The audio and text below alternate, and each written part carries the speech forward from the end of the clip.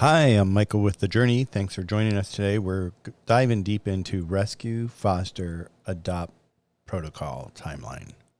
What does that mean? There's a timeline? Who knew? Let's check it out. Now it's my pleasure to introduce Jessica Eden ONeal. She's a dog behaviorist consultant, and she's been doing it for 15 years, and we're going to be diving into the background of the timeline. Thanks for joining us. And I've been working with rescues for many years doing behavior work. And I ended up developing a canine behavior rehabilitation house for behavioral and mental and emotional health.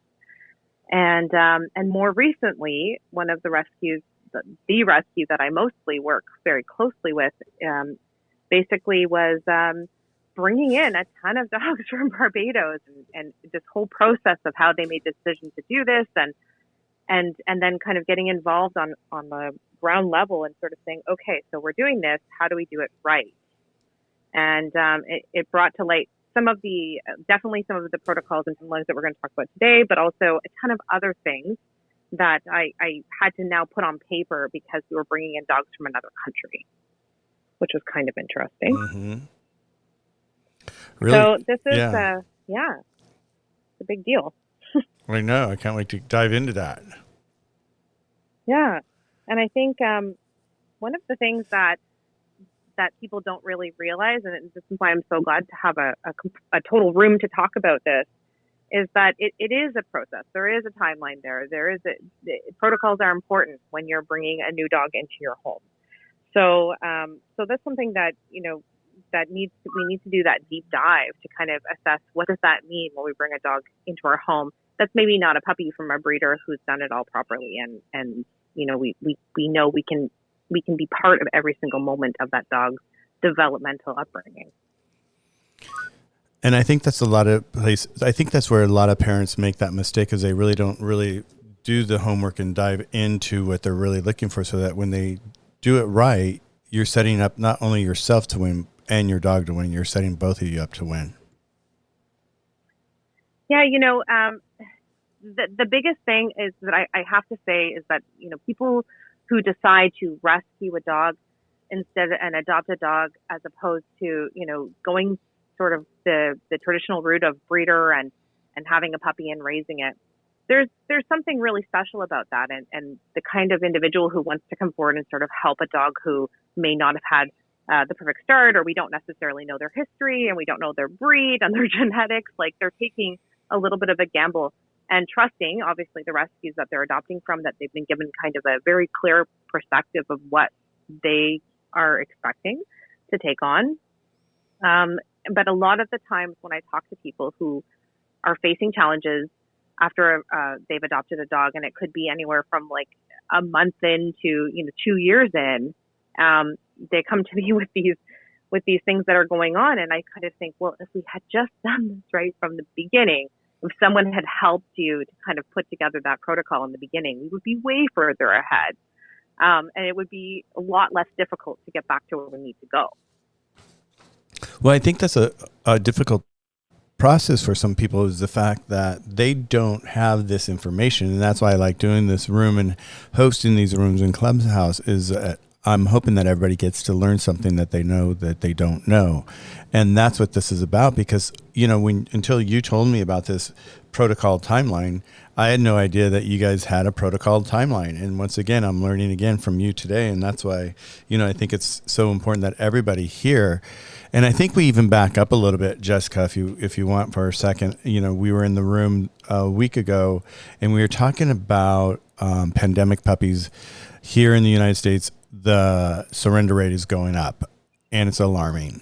And so just like what you were saying, I know like in Canada, that doesn't seem to be the situation yet, but here in the United States and even over in the UK right now, they're starting to see this. Just like there's a protocol to do the rescue, foster, and adopt protocol, there's even a protocol that you can follow, in the sense of, if you are in that difficult position and you have to make that decision, it doesn't have to be the worst decision of your life to have to surrender your dog. sometimes it's the best thing for the dog because perhaps you rescued a dog that was from the countryside and was used to the countryside, and now you brought him into the city, and he's like, "What's the bus?" And so it may not be the best Yeah. environment, right? And so there is a protocol, like, to be able to do this instead of like thinking you're going to make a phone call and just drop the dog, is actually, do it with love and compassion, because it's important. Because you said this as someone's picking up a dog or a foster from a kennel, the more information that they have, the better. So when people are getting to this point where they have to surrender a dog, same thing. These people are there to help you. They're not there to hurt you or judge you or anything like that. They're there to help you during this process. And so you have to have integrity with them and be authentic with them in the fact of what's really going on with the dog, not just for them to know, just so that they can build a history, so that the next family that's coming in, where we pick back up Jessica here, is they know it when they rescue the dog, that they understand, the potential possibilities that they're dealing with. Correct? Yeah. I mean, you're making so many points here that are super valid, and so many things that I want to comment on, because what I can tell you is that there's a lot of individuals who end up in a situation having a dog that, they wish this dog no ill, but it's just not properly matched to their family. And I work with clients like that. I have clients that call me, and it really comes down to, you've tried really hard, but this dog is never going to thrive in this dynamic or in this environment. You're always going to have so much management in place. And, and in those situations, rehoming the dog is something that, I support them with, and I would encourage. There are other individuals who don't necessarily know what to do. And this is where I think education is a big deal. So they have a dog and they might be dealing with some difficulties. And if they had some support and they educated themselves just a little bit, a lot of those things would disappear. But a lot of the time, this information is not necessarily readily available. So they burn themselves out, and they get to the point where the dog now needs to be rehomed. And this is really difficult when you're now in a position where you have a dog who maybe has a bite history or has developed behaviors that are super difficult to deal with, and doesn't have a ton of like resiliency or coping skills, and now they get transitioned into a rescue. And so those dogs, with the rescue that I work with, we actually came up with a program that's called Recovery Adoption Dogs. And this program is to work really closely on behavior. So now the rescue has to look at it like, we've taken on a dog who has behavior issues, just like, okay, we took on a dog who has kidney failure. We have to invest in helping that dog to kind of become somewhat balanced, or the best version of itself, or understand that dog's recipe for success before we can place them. And then, of course, finding the people who want to take that on, even with a lot of support. That's why I was saying at the very beginning, I applaud individuals who have decided, like, yes, I fit this, I can do this, and I want to do this. I'm going to do the work, and I want to help this dog to become the best version of itself and share a life with it. Because it's not always easy. It can be difficult, even when you're doing the right thing. Yeah, no, and I agree with that. You look at, just parents adopting kids. If the kid comes from a very, difficult family, there's a lot of things that they have to do, baby steps with, to hopefully break through all those fears that the kid may have. Yeah, fears and sometimes behaviors that are, if not handled properly, can get very bad. And not necessarily by the fault of the dog. So, we can kind of get into a little bit. One of the things that I do in my foster rescue adopt program, I actually have available a program online that walks you through this process, but it's on our Teachable platform, and people can buy this, and it walks them through these stages in a lot of detail. And one of the things is about developing your toolbox and understanding your dog's toolbox. What is the dog coming with as far as tools? Then we also analyze. We have a puzzle piece activity where we analyze what experiences the dog has had that have been positive, and I use positive as in like good feelings, not as an add and remove like we do with the quadrants. I'm talking about like good experiences that they've had. So we can kind of go, okay, so they've had some good experiences here, they've had some good experiences here, and then we kind of go, where have they had poor experiences?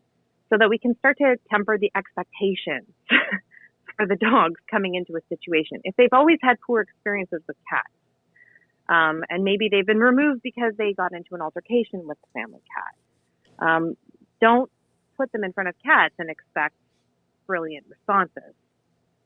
So this is, again, it's about kind of going into a deep dive to understand who that dog is that's coming into your home environment. Well, that's what you said just the other day, was like, know who your dog is today.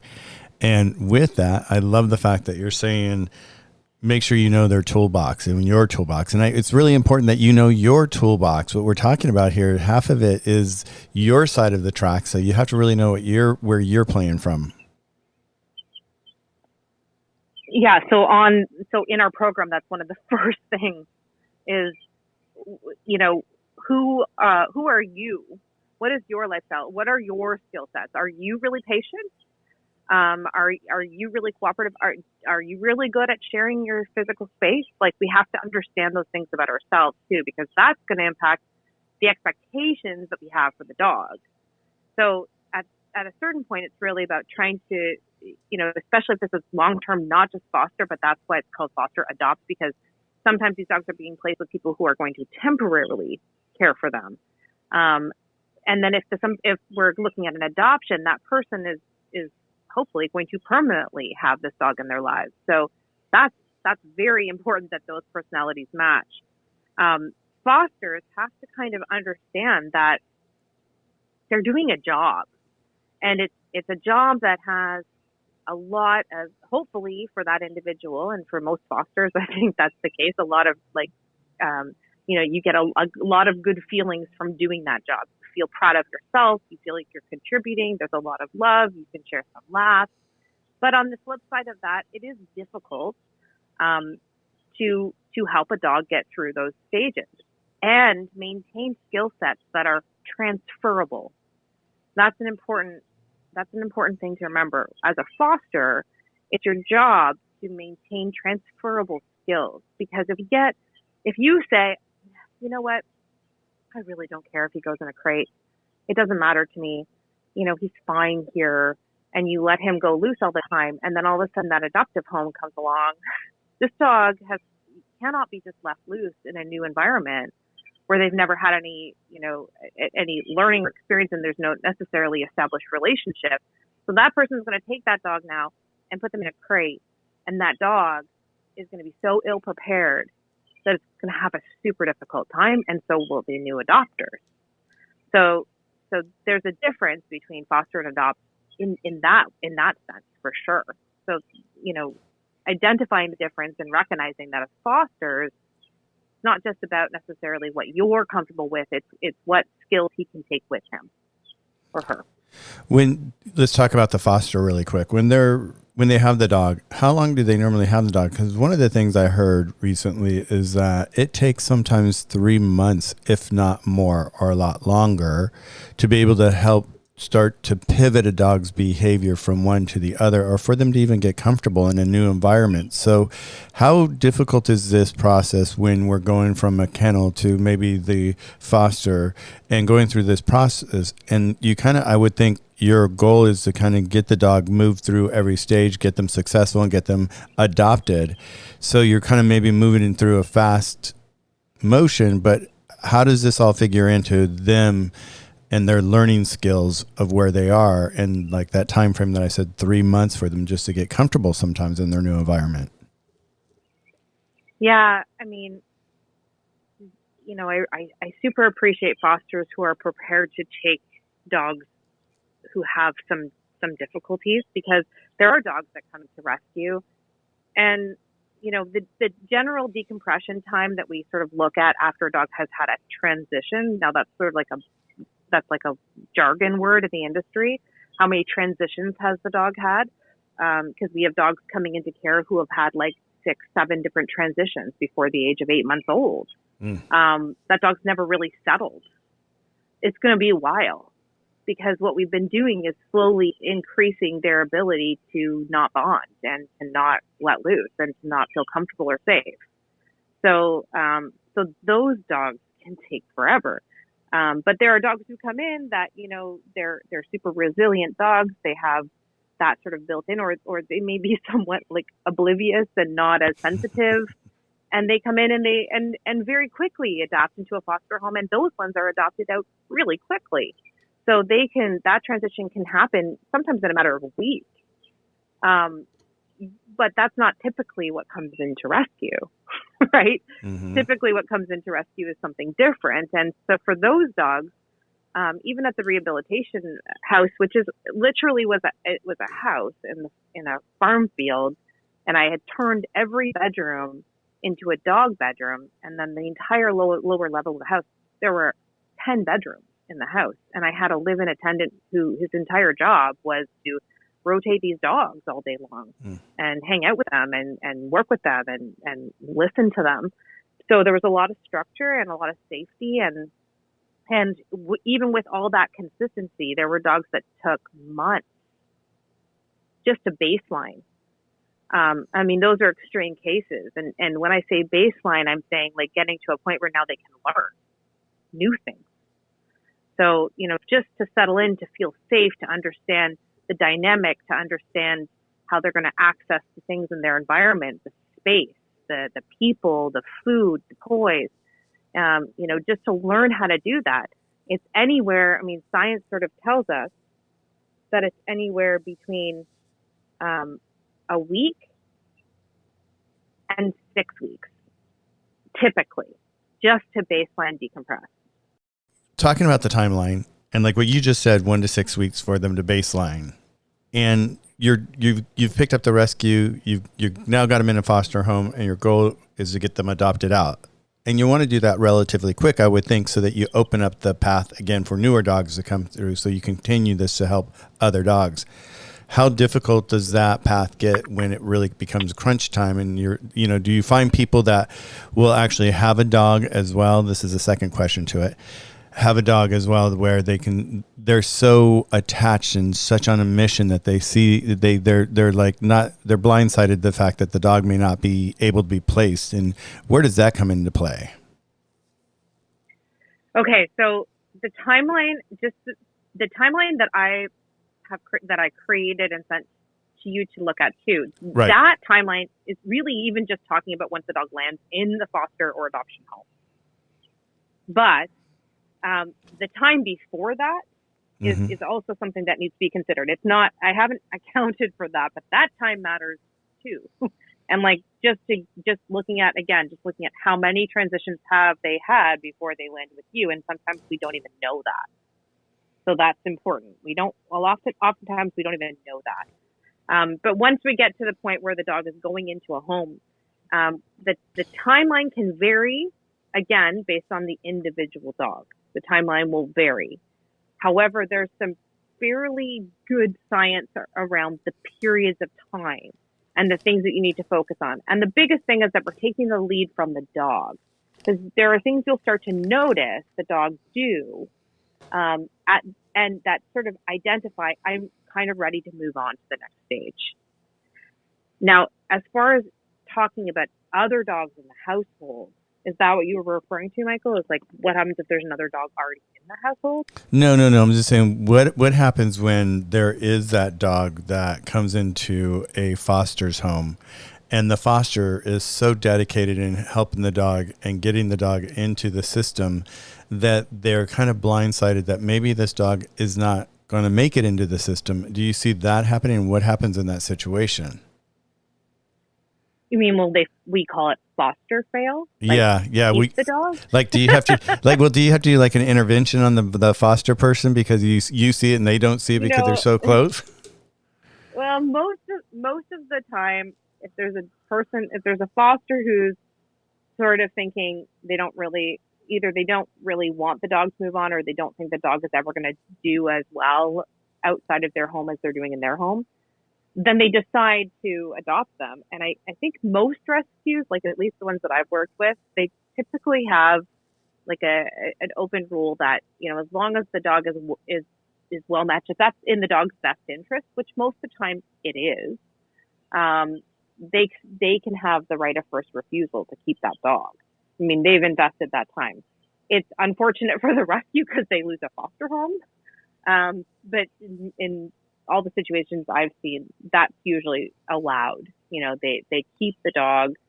There are the really unfortunate situations where the dog is not doing super great. We start to recognize that the dog is likely not adoptable. And again, that kind of right of first refusal goes to the foster. Like, can you do A, B, and C to keep him safe or to keep the public safe or whatever? And if it's too much for them, and if we feel that it's too dangerous, then the dog will be put down. And it's really sad. Mm-hmm. It's really sad, but that's what has to happen in some of those cases. I mean, we win more than we lose, but there are certain cases that it's just not going to work.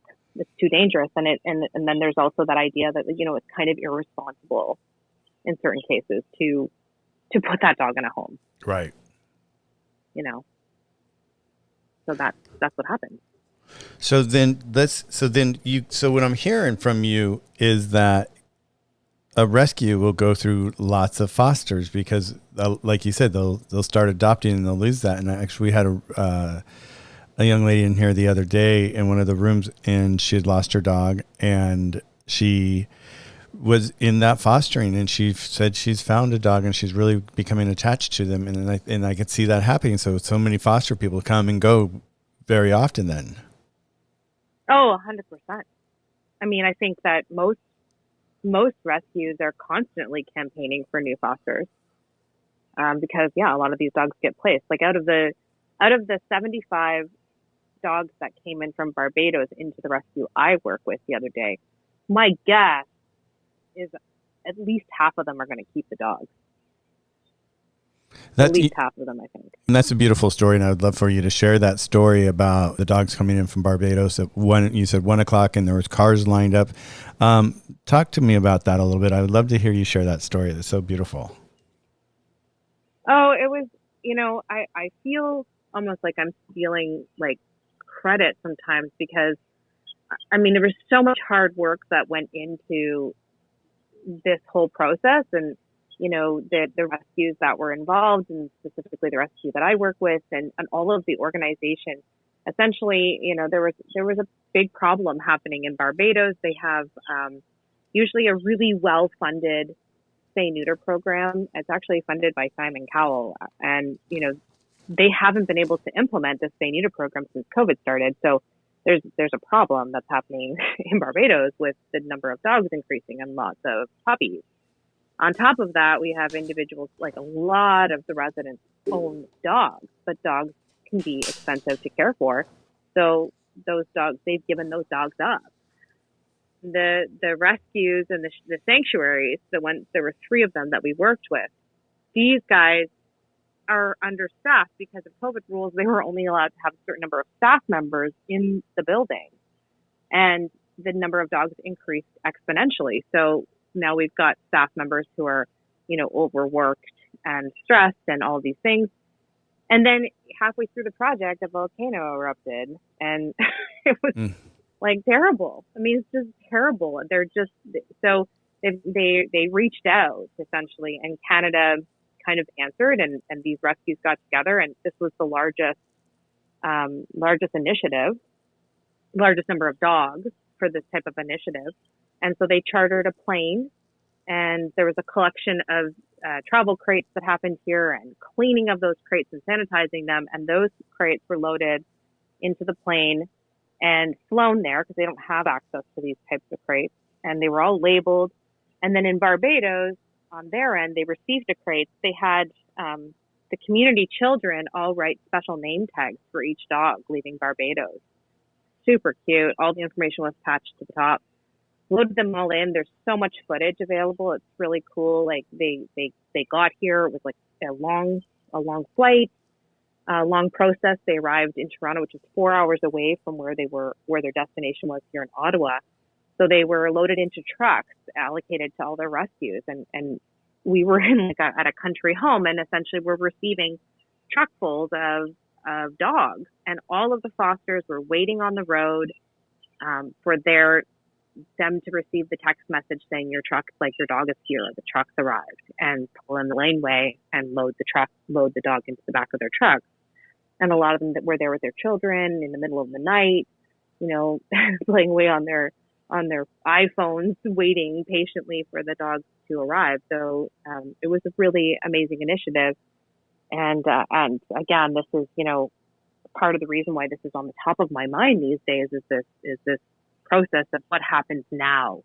So everybody was celebrating. The dogs were here and it was a big thing. And it's kind of like, this is wonderful. Now what? So that's where I had to step in and kind of go, okay, we have 75 dogs. And actually one of them gave birth overnight the night that they came. So we now have more, 9 puppies, and we just found out 2 more are pregnant. So, so we've got a lot of dogs here that are all going to go into homes, and these homes need to be ready for what is coming into their home and enter the foster rescue adopt timeline.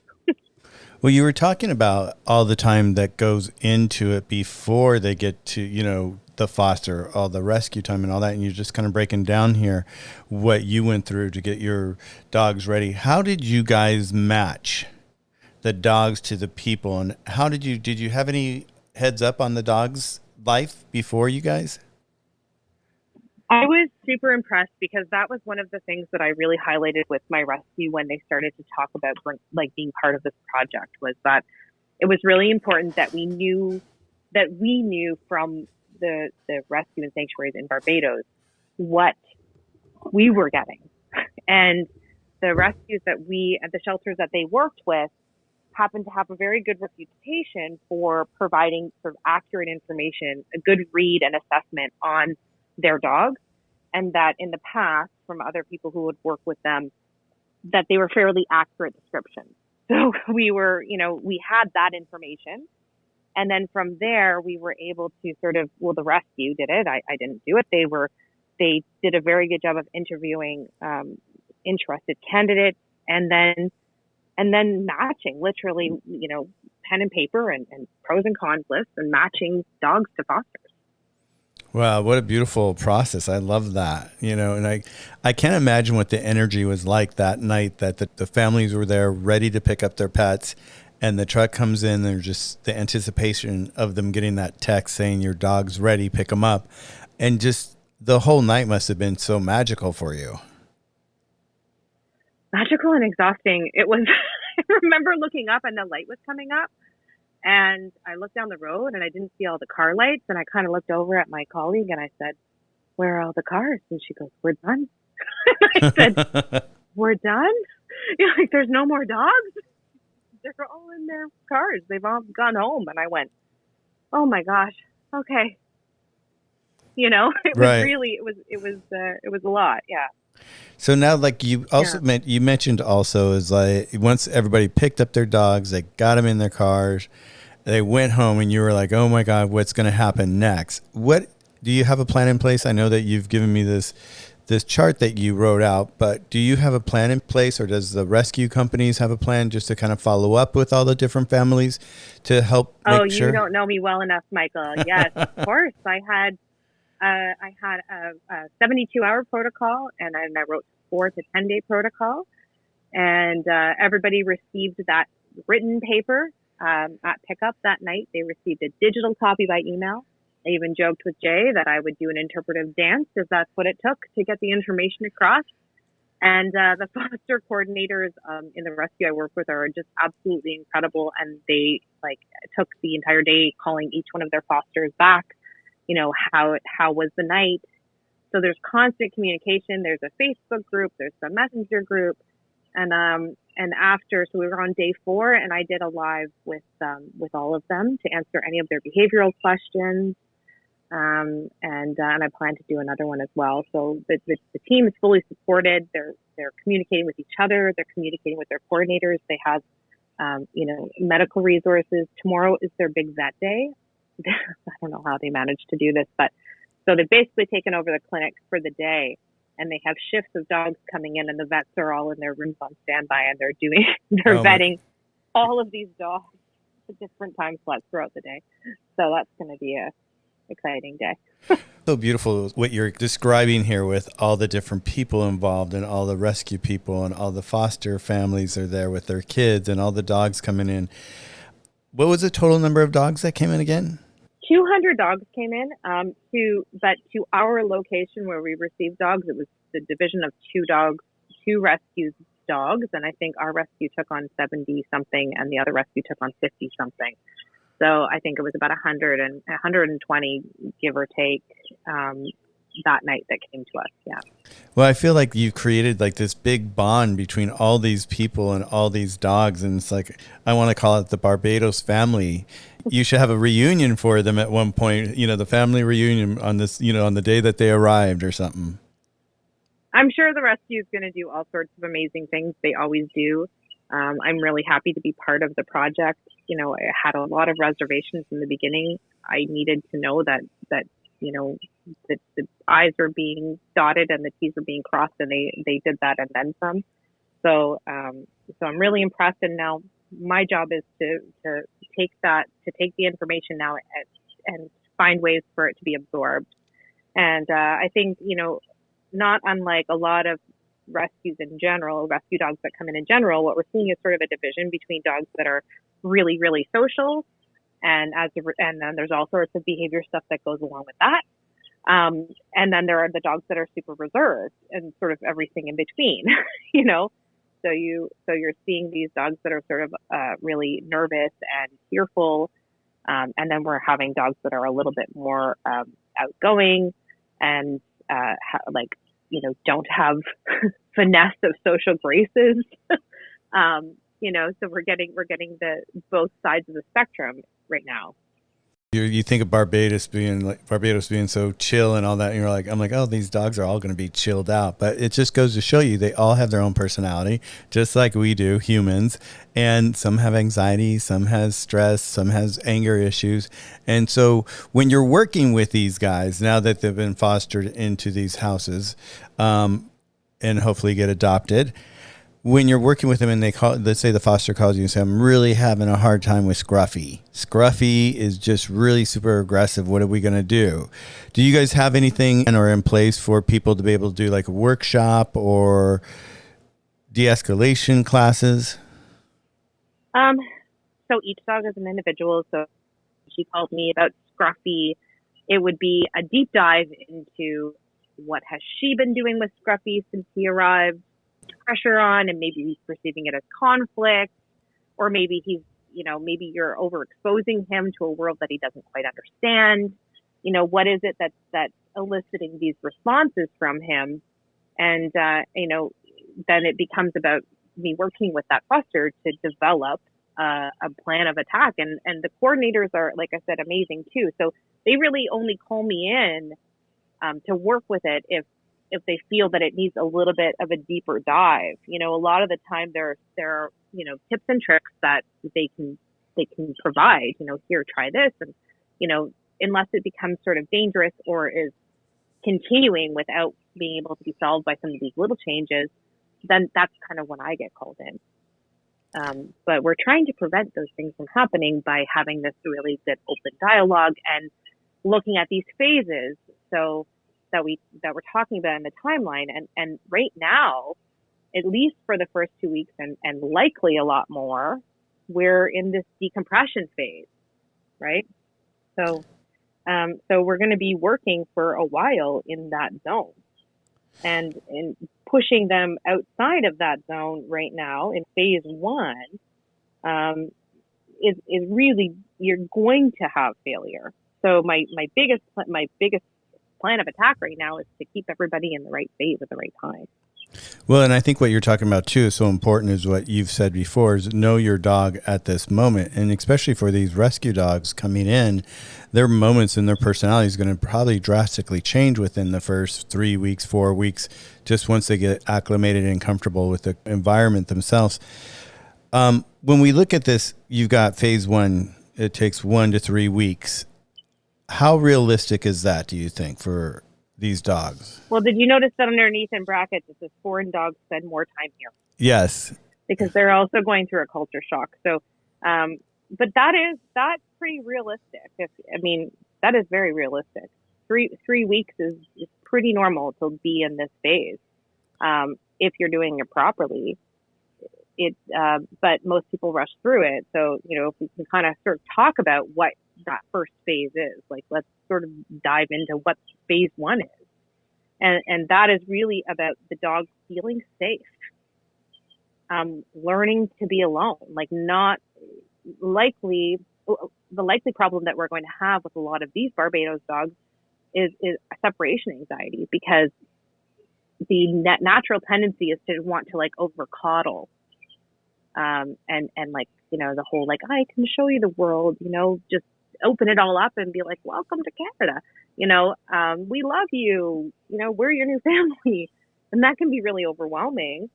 So maintaining that sort of safe space and learn how to be alone, and working on those independent problem solving skills and self-soothing mechanisms, that we want to maintain that. We want to maintain some spatial restrictions so that they understand that we can keep the environment safe, that they don't have to do that we've got it. And then, how do we have these social engagements? In every culture, it's a little bit different. Michael, you've traveled quite a bit, so you probably know, like, even how close you stand to somebody is different when you're having a normal conversation. Like of course, now everything's 6 feet, but before COVID, you could see a difference between, like, culturally in different places all over the world, like how close somebody stood to you when they spoke to you. And, I know just from the times that I've spent in different places in the world, like sometimes I find myself sort of shifting to be at a distance that I'm comfortable with. So my point is that you have to learn that the dogs don't know these social graces until we start to teach them. They don't understand what the rules are. They're just like, hey, what's up? And jumping all over you. And if we start to say that this is okay right now, you're telling them that, not only can they kind of invade your personal space whenever they want, but you have absolutely no control over your personal space. So this is where a dog might decide later on to go, oh, I have to fight people who come into mom's personal space because, she's not really capable of doing it herself. So, these are like these little things that we can put in place in that first, like, 1 to 3 weeks can change the state of what happens in 6 months. It's a big difference. Right. And the tenacity of doing what you're doing in 1 to 3 weeks is so important that people really pay attention in this process. And that's what I'm saying. Yeah. Yeah. It's not just breast, but families who have had dogs for eons, like they've had dogs from a puppy, they struggle with these things. And most of the time I have to bring them back to the basics again. So, it can really make a big difference in long-term success if you just, stick to the script for the first 1 to 3 weeks. Right. So, and so the other thing there is you'll notice, like, access to resources. So how do I get my food? Where can I get my food? How do I get my toys? Where, like, who owns them? Who's responsible for them? All of these questions, like, we're answering those questions for them so that they can understand what the expectations are, understand that their needs are going to be met, understand that they're safe. And before we can do anything, we have to feel safe. You can't do anything without feeling safe. I was surprised, like with these dogs that came from Barbados, were they street dogs or were they domesticated? What's really interesting is, most of them were domestic. Most of them are domesticated. Some of them went straight from homes to the shelter. Some of them went from homes to living, like, kind of feral until they were, brought into a home. But what I can see so far is that most of these dogs definitely have had some experience with living in a home, from what I can see. Interesting. So then once we break it down, we're going through phase 1, we go through phase 2, the bonding relationship with the dog is so important. And one of the things we always talk about in the rooms too, how important it is to build your team so that when you're working with your dog and you're training your dog, it's important to have a dog sitter or dog walker if you live in those areas that you're going to be needing it if you're going back to work. Do you work with your foster people with, really setting them up to understand how important the team is? Yeah, absolutely. Ideally, if someone's working with another professional, like another professional, whether it's a groomer or a vet or a pet sitter or walker, that those people are involved in understanding the process and understanding where the dog is at this stage. Not like it wouldn't until you hit at least stage 3. I wouldn't be introducing those people into their lives. So that kind of gives you an idea of how kind of demanding that fostering might be or rescuing might be in that first couple of months. Because, in having people inside their circle, whether it's like a family member, like, a lot of my clients will say, oh, my mom lives down the street and, she loves her grand dog and she's going to want to come over and be part of that. Then those individuals are part of the process from the beginning or are involved in a consultation. A lot of my clients will hire me to come in and do even just a 1-hour session with their professional to make sure that they're on the same page. You talked about a recipe for success. Is this your chart here? Is this your recipe for success? Oh, a recipe for success is different for every dog. So those are like individual recipes, This is like a general like guideline. And then there's like individual recipes because, as we get to know who that dog is, which a lot of that information comes from going through this process, then we can really create a recipe for success. We understand where the shortcuts might be. We understand what their triggers might be. We understand what their threshold is. Like there's a lot of information that comes. And once we have that, then we can really go, bingo, here's what we do. Let's back up to the very beginning. How did you get involved with dogs? What's your journey? Wow. Okay. Well, I grew up as with a single mother of 4. So I had 3 human siblings and at least 4 canine siblings. And she would put us all in the van and the dogs all had their own seatbelts in the back. And everywhere we went with dogs. So part of my problem was that I didn't have a lot of differential between my human siblings and my dog siblings. So that was like, I was born into that. And my mom even has a sanctuary full of misfits herself. So this is like kind of born and bred into me, but I didn't initially go in that direction. I went into the direction of humans, the human world. So working with individuals with brain injuries, even like the geriatric care that needed to be done, like dementia, a lot of behavioral and mental health issues. So I ran that sort of gamut through my 20s and transitioned into working with dogs, which I had always had tons of dogs in my life. And then I just sort of started veering towards more of working with it in a more of a professional way. But as I said to you, Michael, I didn't really fit into a box because I didn't really want to be a trainer because I really don't even like the word trainer. I didn't want to make dogs mechanical. I had zero interest in anything like obedience ring related.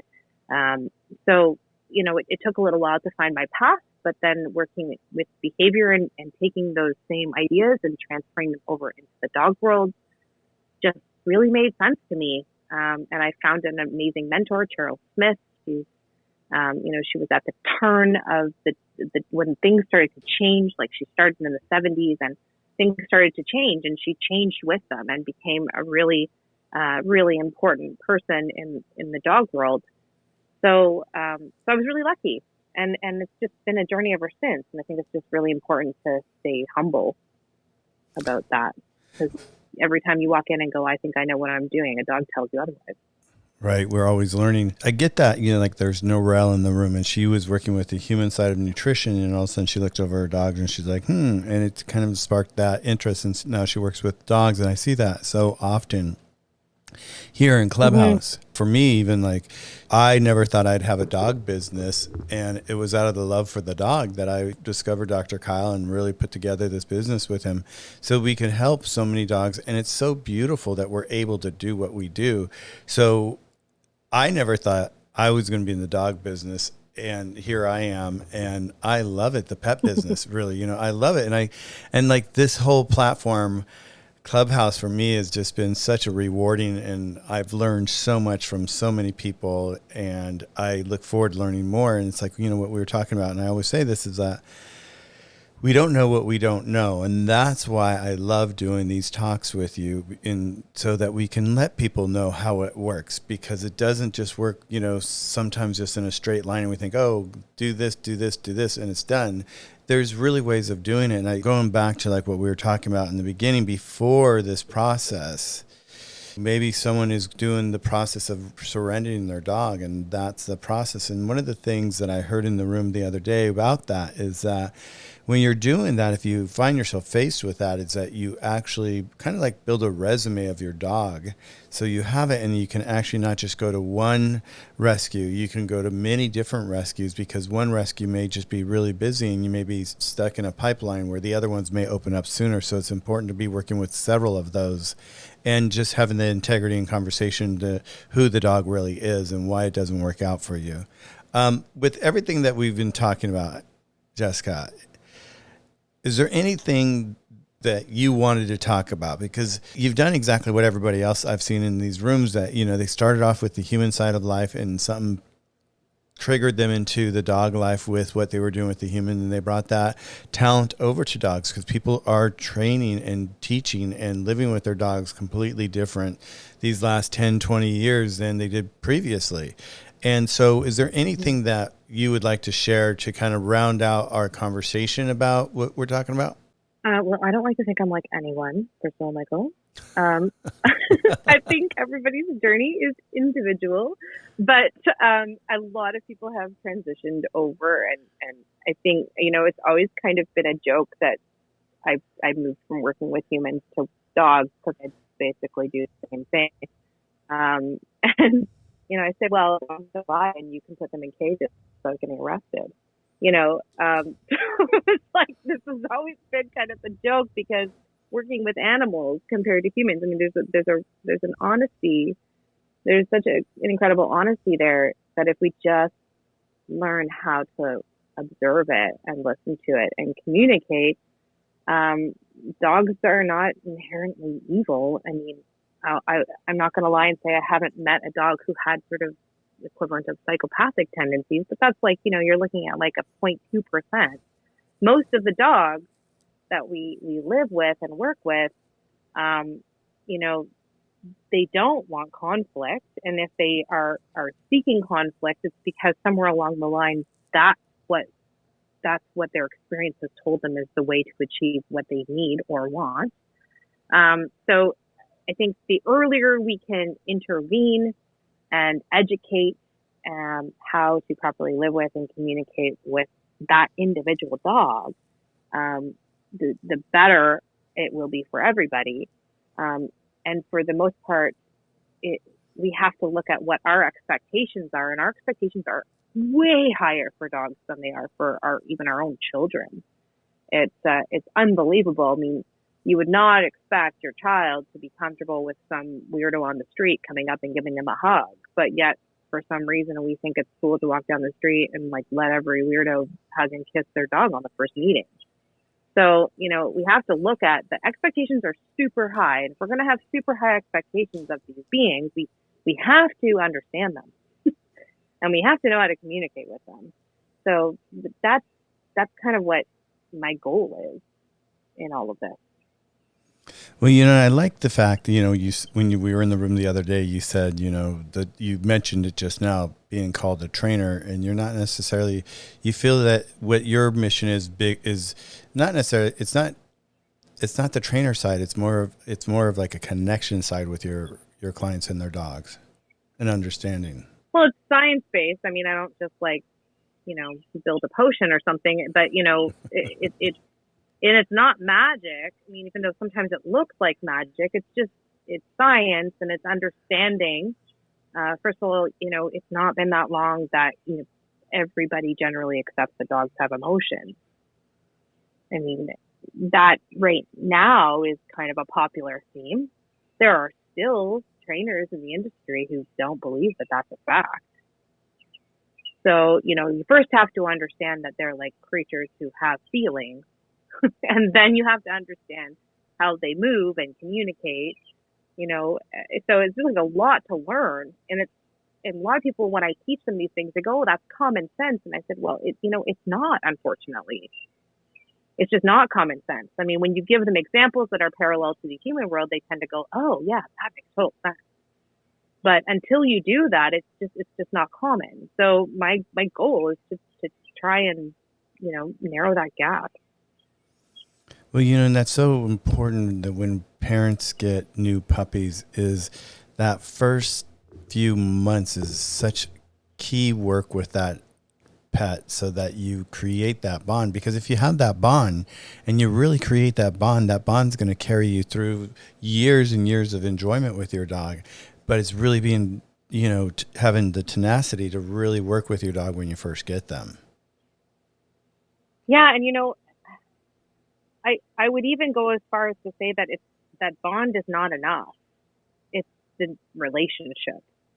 Because like my kids have an incredible bond with my dog, but I mean, they would be really crappy dog owners right now. They would really screw up my dog if they were in charge all the time.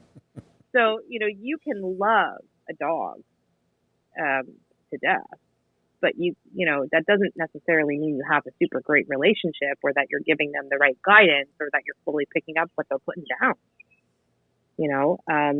Most of the people I work with love the heck out of their dogs, and there definitely is a bond.